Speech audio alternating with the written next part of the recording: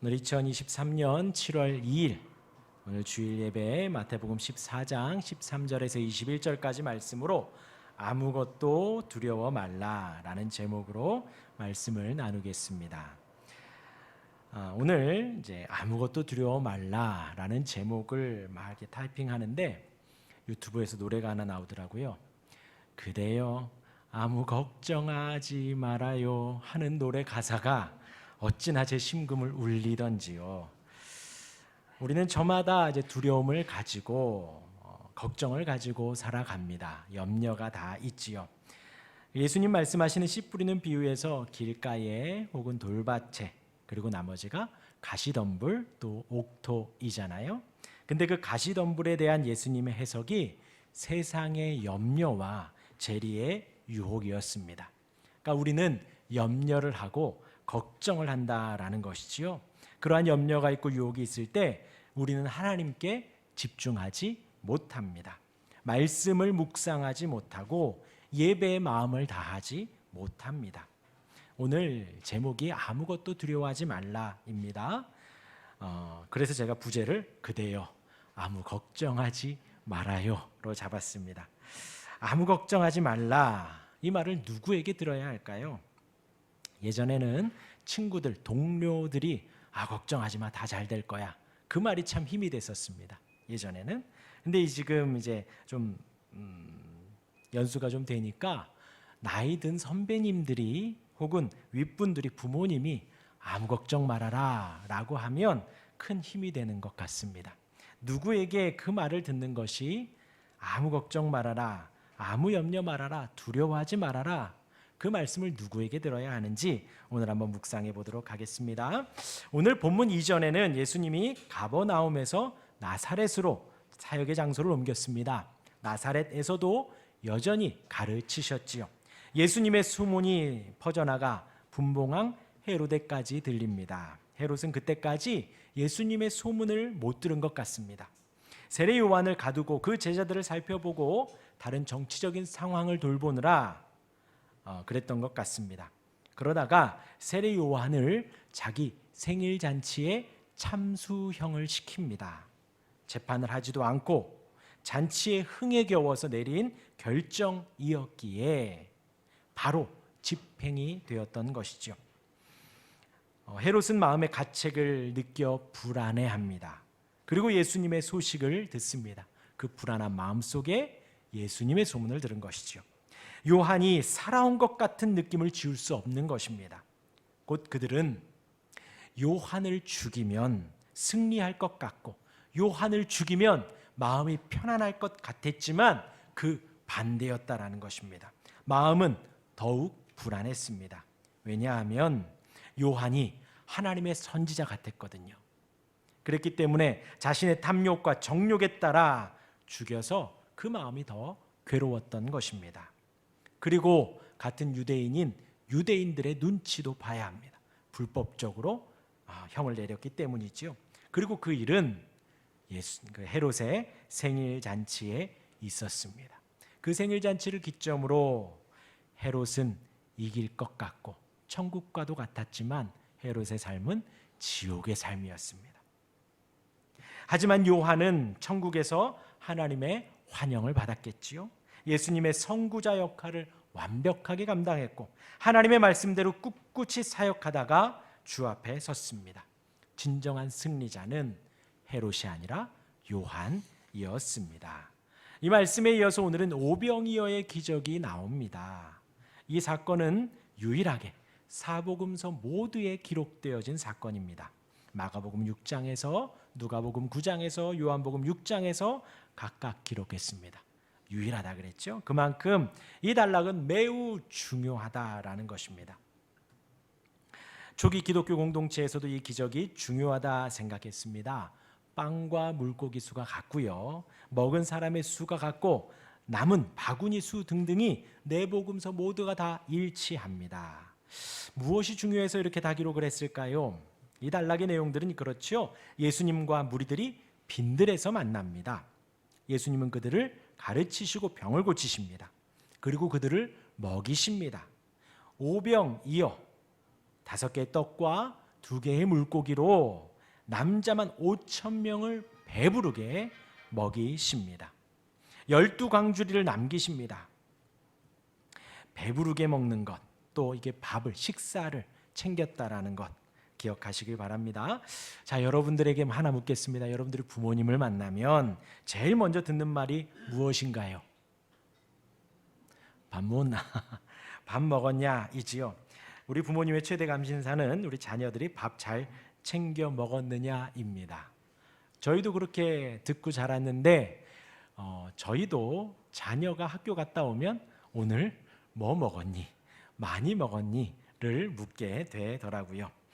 오늘 그와 같이 예수님이 그 무리들을 먹이셨습니다. 사람들이 예수님께 밥을 얻어 먹은 것입니다. 어떤 의미인지 한번 차근히 살펴보겠습니다. 세 가지를 한번 묵상해 보려고 합니다. 첫 번째는 예수님이 이 기적을 일으키신 그 중심에 무엇이 있었는가? 긍휼한 마음이 있었다라는 것입니다. 곧 무리들을 불쌍히 여기신 것입니다. 그 말씀을 첫 번째로 잠시 나누고요. 두 번째로 이 오병이어의 기적이 남자만 5,000명이 배불리 먹었다 했습니다. 아주 큰 잔치이지요. 배부르게 먹고 또 12광주리, 처음에 오병이어보다도 더 많이 남겼다라는 것입니다. 이 부분을 또 묵상해 보고요. 마지막으로 이런 예수님의 잔치가 빈들, 또 오늘 말씀에 잔디 위가 나옵니다. 그것이 시편 23편의 고백을 푸른 초장으로 인도하시는 하나님의 목자 되심을 또 상기시킵니다. 그래서 마지막으로 시편 23편을 잠시 나누고 마치도록 하겠습니다. 우리 첫 번째, 우리 14절 우리 같이 한번 읽어보겠습니다. 시작. 예수께서 나오사 큰 무리를 불쌍히 그 중에 있는 병자를 고쳐주시니라. 큰 무리가 나옵니다. 이들은 예수님을 따르는 자들입니다. 이들이 어떻게 따르느냐 추측해보면요, 예수님 이전에 세례 요한이 사역을 했지요. 요한의 사역, 그 말씀을 들었던 사람들, 그 요한의 죽음 이후에 이들은 또 누구를 따라야 하나 고민 중에 그 요한이 증거했던 메시아, 곧 예수님께 관심을 가졌다라는 것이지요. 그 예수님이 배를 타고 건너가는데 그분을 따라 좋은 말씀을 듣기 위하여 배를 따라서 이 사람들은 육로로 걸어서 예수님을 따라간 것입니다. 짧은 거리가 아닙니다. 또 단순히 10명, 20명이 아닌 남자 장정만 5,000명이, 그러니까 적어도 5,000명이고요. 또 조금 더 생각하면 한 10,000명 되는 거고요. 또 조금 더 생각하면 15,000명 이상이 되는 무리가 지금 걸어서 많은 고을에서부터 예수님을 보며 따라온 것입니다. 그리고 짧은 거리가 아니라 한 수키로 될 것이다 라고 하지요. 그런 그들을 예수님과 그들이 빈들에서 만납니다. 예수님이 그런 그들을 향해서 불쌍히 여기셨다는 것입니다. 그래서 그들을 가르치시고 병을 고쳐주십니다. 오늘 말씀에는 그 중에 있는 병자를 고쳐주시니라 라고 했지만 아까 말씀드렸죠. 마가복음, 누가복음, 요한복음에도 기록되어 있다고요. 마가복음에서는 가르치셨다라는 말씀도 나옵니다. 그 무리들을 보시고 불쌍히 여기셨다. 예수님 마음 안에 불쌍히 여기는, 긍휼히 여기는 그 마음이 있었다라는 것이죠. 여기서 불쌍히 여기다라는 단어가 에스플랑크니스테라는 헬라어입니다. 이 단어가 신약에서 오직 예수님의 감정을 표현할 때에만 사용하였습니다. 9장 36절에 보면 무리를 보시고 불쌍히 여기시니 이는 그들이 목자 없는 양과 같이 고생하며 기진함이라. 가르치시고 병을 고치고 많이 모이게 됩니다. 그 근원이 불쌍히 여기셨다라는 것입니다. 15장 32절에도 칠병이어 사건 이전에 예수께서 제자들을 불러 이르시되 내가 무리를 불쌍히 여기노라. 그들이 나와 함께 있은지 이미 사흘임에 먹을 것이 없도다. 길에서 기진할까 하여 굶겨보내지 못하겠노라 하시며 불쌍히 여기셨다라는 단어를 쓰셨습니다. 그리고 이 단어는 구약에서도 나옵니다. 하나님이 이스라엘 백성들 그들을 향하여서 가지신 마음과 같습니다. 민수기 27장 17절에 그로 그들 앞에 출입하며 그들을 인도하여 출입하게 하사 여호와의 회중이 목자 없는 양과 같이 되지 않게 하옵소서. 그러니까 하나님께서 여호와의 회중이 목자 없는 양과 같다. 지금 예수님이 불쌍히 여기시다라는 이 단어가 지금 그들 가운데 세례 요한이 감옥에 갇히고 떠나고 그들이 목자 없는 양과 같아 불쌍히 여기셨다라는 흐름이거든요. 이제 민수기에서 하나님께서 이스라엘 백성들을 불쌍히 여기시는데 왜 그러냐? 이제 모세가 끝나가는 시점이거든요. 민수기 27장이. 그러니 여호와의 회중이 목자 없는 양과 같이 되지 않게 하옵소서 하는 거예요. 그래서 모세 다음에 누구를 준비시켜요? 여호수아. 그들을 불쌍히 여기셔서 모세 이후에 여호수아를 준비시킨 것입니다. 하나님은 이스라엘 백성들을 사랑하시고 불쌍히 여기사 모세에게 여호수아를 안수하고 백성들을 위해 세우라 명하신 것입니다. 그 불쌍히 여기신 이유가 무엇일까요? 우리 예수님이 불쌍히 여기신 것, 그것은 단순히 팔짱 끼고 혀 차면서 아이고 불쌍해 조롱하는 투에 불쌍히 여기는 것이 아니다라는 것입니다. 예수님의 불쌍히 여기심은 사랑을 담고 있습니다. 요한복음 3장 16절에 하나님이 세상을 이처럼 사랑하사. 하나님께서 우리를 불쌍히 여기셔서 사랑하셔서 독생자를 이 땅에 보내신 것입니다. 그 아들이 우리를 불쌍히 여기셨죠. 오늘 말씀에 불쌍히 여기셔서 말씀을 가르쳐 주신 것입니다. 불쌍히 여기셔서 병을 고쳐 주십니다. 온전케 하십니다. 그리고 이제 먹을 것을 주신 것입니다. 우리 주님이 우리를 만드신 분이시지요. 우리 주님이 우리를 택하신 분이십니다. 우리 주님이 우리를 위해 목숨까지도 내놓으셨기 때문입니다. 그분이 우리를 불쌍히 여기시는 것입니다. 얼마나 감사하고 든든한지요.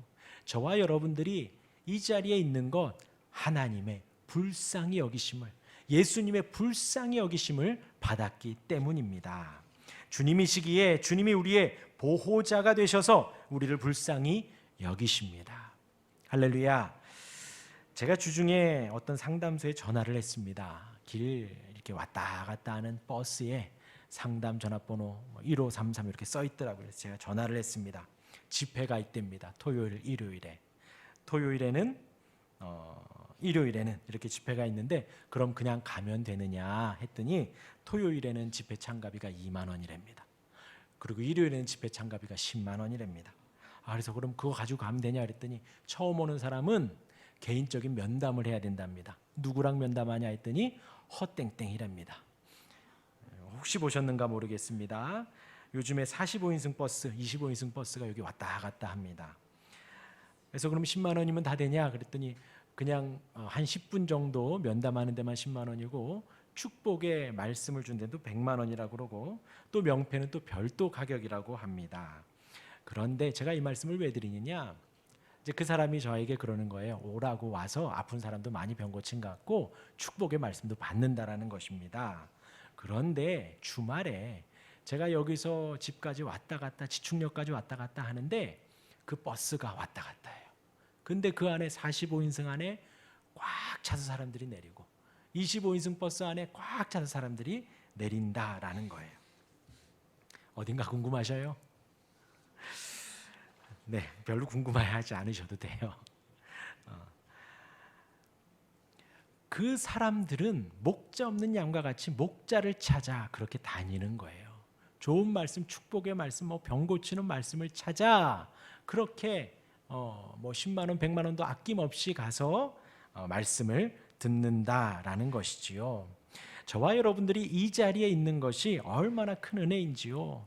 또 여기 고개 넘어가면 신원동에 이단교회 하나 있습니다. 거기도 평일 낮 시간에 젊은 사람들이 막 나옵니다. 평일 낮 시간임에도 불구하고요. 그 사람들도 목자 없는 양과 같이 기진하다가 그곳까지 가게 된 것이지요.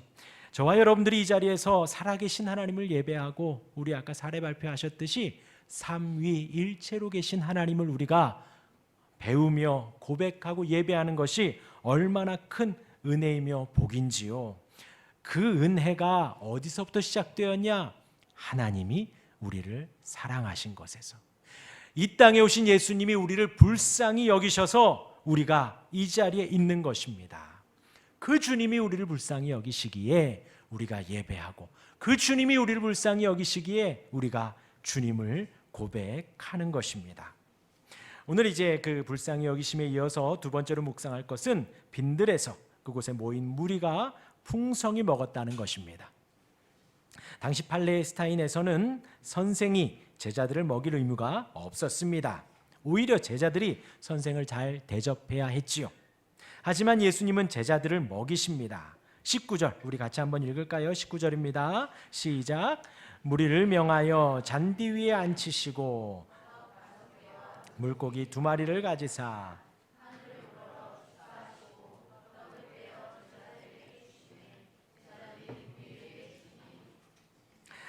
예수님은 무리들을 잔디 위에 앉으라 하십니다. 여기서 앉히시다 라는 것이 단순히 앉으라 라는 것이 아니라 이 단어가 연회 때에 이 사람들이 큰 풍성한 잔치에 비스듬히 누워 앉는 것을 말합니다.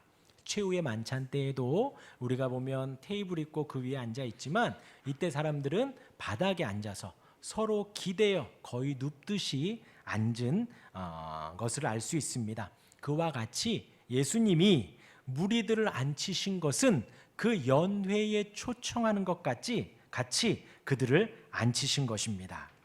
예수님이 베푸시는 잔치라는 것이지요. 그 자리가 천국의 잔치인 것입니다. 주님과 함께하는 식사 자리, 그리고 그 잔치를 주관하시는 분은 바로 우리를 긍휼히 여기시는 예수님이시지요. 그 예수님이 잔치의 주인이 되어서 먹을 것을 베풀어 주시는 연회가 되는 것입니다.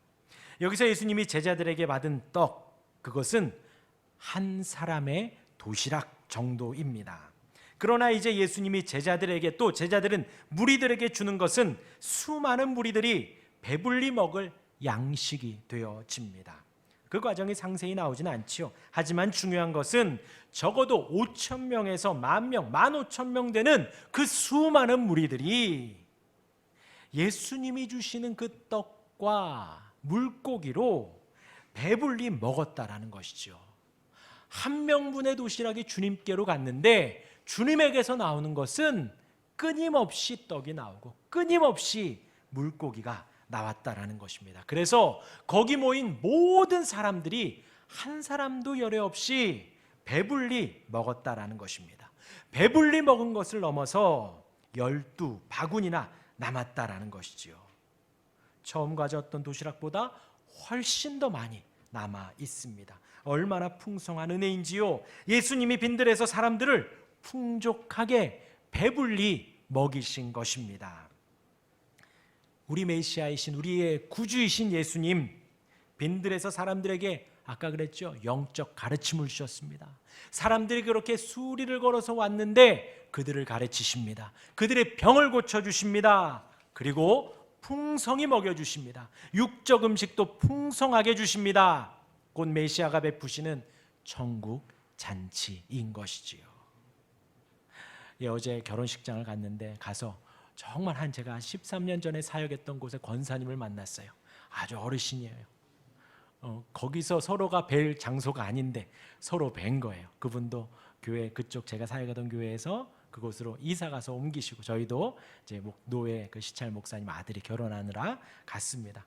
가서 이제 아는 척하고 얘기하고 하는데 잔치잖아요. 뷔페 맛있더라고요. 맛있게 먹는데 옆에 권사님 계속 그러셔요. 더 드시라고, 많이 드시라고. 또 떠다 주시고 또 떠다 주시고, 저희가 또 먹을 수 있는데도 어르신께서 떠 주시는 거예요. 잔치에서는 배불리 먹어야 되죠.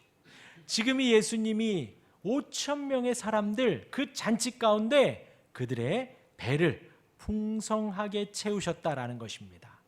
이것은 광야에서 이스라엘 백성들 출애굽하여 광야 40년의 길 동안 그들을 만나로 당신의 백성들을 먹이셨던 하나님을 기억하게 하지요. 이제 메시아이신 예수님이 이 땅에 오셔서 하나님의 택한 백성들을 배를 채우십니다. 이 먹은 여인들, 어린이들 제외하고 남자만 5천 명이라 그랬죠. 이제 여기에서 번외의 말씀이 뭐가 있냐면 이 5천 명의 남자들, 그래서 이제 학자들 대부분은 적어도 10,000명이 있을 것이다, 15,000명이 있을 것이다, 그들이 풍성히 먹었을 것이다. 이게 이제 보통 목사님들이 보는 시선이에요. 근데 이제 또 다른 시선이 뭐 있냐? 여기에 남자들만 5,000명이 먹었을 수도 있다라는 거예요. 왜냐하면 조금 전에 세례 요한이 죽었잖아요. 그리고 이제 예수님이 말씀도 좋은 말씀을 전하시고 성경에 기록된 메시아라고도 하고, 이 유대인들에게 있어서 메시아 사상은 뭐라고요? 모세와 같은 정치적인 메시아예요. 이제 바로 앞에 로마의 황제 앞에 서서 출로마를 시킬 사람이에요. 그리고 또 다윗의 자손이어야 하거든요. 왕처럼 모든 전쟁에 승리해야 되는 메시아를 기대한 겁니다. 그러니까 이제 남자들만 모여서 빈들에서 뭘 이제 구테타를 준비하기 위해 모였다라는 소수 목사님의 의견도 있습니다. 아무튼 중요한 건 이 5,000명은 적어도 배부르게 먹었다라는 것이죠. 무엇으로요? 오병이어로. 바로 우리 주님이 그들을 먹이셨다라는 겁니다. 우리 주님이 인도하시고 그들의 영적 갈급함을 채우시고 육적인 배고픔도 채웠다라는 것입니다. 배불리 먹었다. 아우 기분 좋죠. 말만 들어도. 그런데 그렇게 배불리 먹을 걸 좋아할 사람이 누굴까요? 결코 배우자는 아닙니다. 그렇죠? 배우자는 배불리 먹고 또 먹으면 핍박을 합니다. 그런데 배불리 먹고 또 먹어도 좋아할 사람은 바로 부모님밖에는 없어요. 먹어도 또 먹으라고 그러고 먹어도 또 먹으라고 그러고. 무리를 불쌍히 여기신 주님이 무리를 배불리 먹이셨습니다. 어떤 마음으로요? 그 부모의 마음으로. 그 마음이 전해지시기를 바랍니다. 아무튼 이 단락에서 우리가 기억할 것은요, 예수님이 적어도 5,000명, 10,000명, 15,000명 그들을 배불리 먹이셨다는 것이죠. 풍성한 잔치를 생각하시길 바랍니다. 하나님이 주도하시고 하나님이 먹이십니다. 그러기에 아무 걱정 말라는 것입니다. 우리 주님이 긍휼히 여기시니까 아무 걱정 말라는 것이고, 우리 주님이 이 무리를 배불리 먹이신 것처럼 여러분들을 배불리 먹이십니다. 아무 걱정하지 마시기를 바랍니다. 네, 저희도 부모님이 처가 어르신들이 막 먹이십니다. 그런데 제 40년 조금 넘는 인생 속에 저희 어머니가 딱 한 번 제가 먹는 것을 막으신 적이 있어요. 처음 휴가 나왔을 때 어머니가 이렇게 상다리 부러지게 차려주셨었습니다. 그리고 첫 휴가를 나왔으니 얼마나 하고 싶은 말이 많겠어요. 어머니랑 단둘이 밥을 먹으며 제가 밥을 먹고 차려준 걸 먹으면서 휴가 나온 이야기를 막 했습니다. 1시간이 지났는지 2시간이 지났는지 20인분 밥솥에 한가득 돼지갈비 찜이 있었는데 그게 반이 줄어가고 계속 줄어가도 이 아이가 먹는 걸 멈추지 않고 계속 말을 하는 거예요. 어머니가 그때 막으시더라고요. 그만 먹으라고. 그때 한 번 빼고는 여태까지 먹은 걸 막은 적이 없지요. 우리 주님이 우리를 인도하실 때에 풍성하게 인도하십니다. 우리에게 주시는 은혜가 풍성한 은혜입니다. 말씀을 통하여 주시는 은혜, 우리 아까 성경 공부에서도 우리 성도님들이 나누었지요. 그 은혜는요, 찔끔찔끔 겨우겨우 얻어내는 은혜가 아니라 조건 없이 우리에게 주시는, 조건 없이 우리에게 풍성하게 주시는 은혜라는 것입니다. 그 은혜를 기대하시길 바랍니다. 그 은혜를 사모하시기를 바랍니다. 그 은혜를 주시는 분이 우리의 보호자이신 주님이십니다.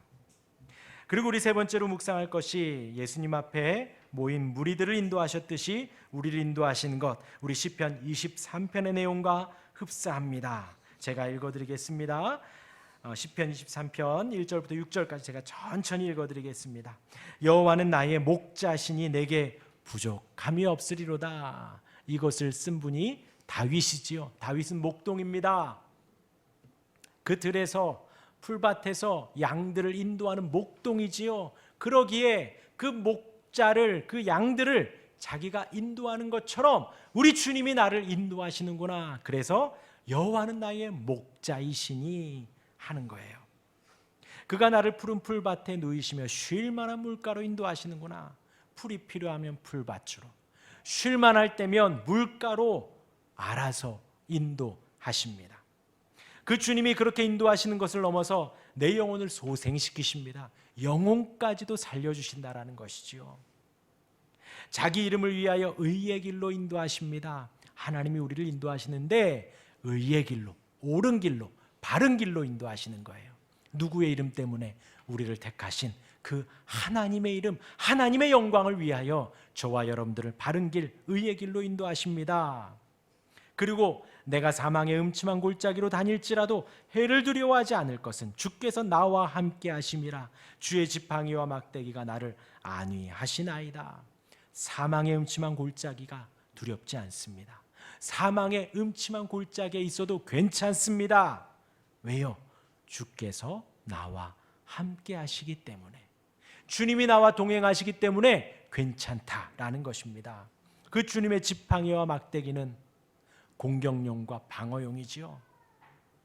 외부의 맹수의 공격에서 지팡이가 막아주고 막대기가 나를 지켜줍니다. 주께서 내 원수의 목전에서 내게 상을 차려주시고 기름을 내 머리에 부으셨으니 내 잔이 넘치나이다. 그 주님이 그 마지막에 우리를 심판으로 인도하시는데 어떻게 인도하시냐? 원수의 목전에서 나를 구원하시는 거예요. 천국의 상을 차려주십니다. 그리고 내 목전에서 원수를 심판하십니다. 그 통쾌한 승리를 주님이 우리에게 주십니다. 그래서 시인은 고백합니다. 내 평생의 선하심과 인자하심이 반드시 나를 따르리니 내가 여호와의 집에 영원히 살리로다. 우리 모두의 고백이길 바랍니다. 그 주님의 선하심과 인자하심이 반드시 따릅니다. 필히 따릅니다. 그 여호와의 집에 영원히 사는 저와 여러분들이 되기를 바랍니다. 이 말씀을 읽고 또 읽어도 이 목자, 목동 다윗은 여호와는 나의 목자시니 고백을 했지요. 저는 양을 쳐본 적이 없거든요. 이 말씀을 읽을 때마다 부모님이 자녀를 향한 생각 같습니다. 이제 저도 부모가 되어서 우리 아이들을 보면서 이 아이들이 앞으로 살아갈 때 부족함 없이 살았으면 좋겠어요. 이 아이들이 두려움 없이 걱정 없이 좀 살았으면 좋겠습니다. 그런데 육적 부모는 단순한 바램으로 끝나지요. 사실 해줄 수 있는 게 많이 없습니다. 어차피 혼자 살아가야지요. 하지만 우리 하나님이 우리를 향해 이런 바램을 가지고 있다라는 거예요. 그 불쌍히 여기시고 풍성하게 먹이시는 것, 부모의 마음으로 이런 바램을 가질 때에 그것은 현실이 됩니다. 결코 혼자 있지 않습니다. 우리 자녀들이요, 홀로 있지 않고 사망의 음침한 골짜기로 가더라도 하나님이 함께 하셔서 지켜주시고 인도해 주신다라는 것입니다. 그 목자이신 주님이, 우리의 참된 부모이신 하나님이 우리에게 말씀하십니다. 아무것도 두려워하지 말라. 그대여 아무 걱정하지 말아라. 왜냐하면 지금 풀밭인지 음침한 골짜기인지 중요하지 않습니다. 우리 주님이 함께 하시기 때문이에요. 근데 사실 우리는 사망의 음침한 골짜기라서 더 걱정하고 풀밭이라서 덜 걱정하고, 사실 우리는 그렇지 않아요. 푸른 풀밭이어도 걱정합니다. 우리는 쉴 만한 물가에서도 걱정합니다. 저 물 내가 다 먹어야 되는데, 딴 사람이 먹으면 안 되는데. 우리는 항상 걱정투성입니다. 그러기에 주님과 함께하는 이상 내가 어디 있느냐는 중요하지 않습니다. 그곳이 어디든 내 옆에, 내 안에 누가 계시는가가 중요합니다. 우리 주님이 그러십니다. 아무 걱정 마십시오. 우리 주님이 지금도 말씀하십니다. 두려워하지 마십시오. 우리 주님이 여러분들을 불쌍히 여기십니다. 우리 주님이 풍성히 인도하십니다. 우리 주님이 여러분들의 목자가 되셔서 언제나 함께 하시고 인도하십니다. 우리의 참 보호자로서 우리를 향한 불쌍히 여기심 넘어서 현실로 우리와 함께 하십니다. 아무 걱정하지 마시길 바랍니다. 오늘은 찬양을 하며 기도하는 시간 갖겠습니다. 가사가 너무 좋습니다. 제가 읽어드리겠습니다. 아무것도 두려워 말라. 주 너의 하나님이 지켜주시네. 놀라지 말라. 겁내지 말라. 주님 나를 지켜주시네. 내 마음이 힘에 겨워 지칠지라도 주님 나를 지켜주시네. 세상의 험한 풍파 몰아칠 때도 주님 나를 지켜주시네. 그리고 고백하지요. 주님은 나의 산성, 주님은 나의 요새, 주님은 나의 소망, 나의 힘이 되신 여호와. 우리 찬양하고 통성으로 기도하겠습니다.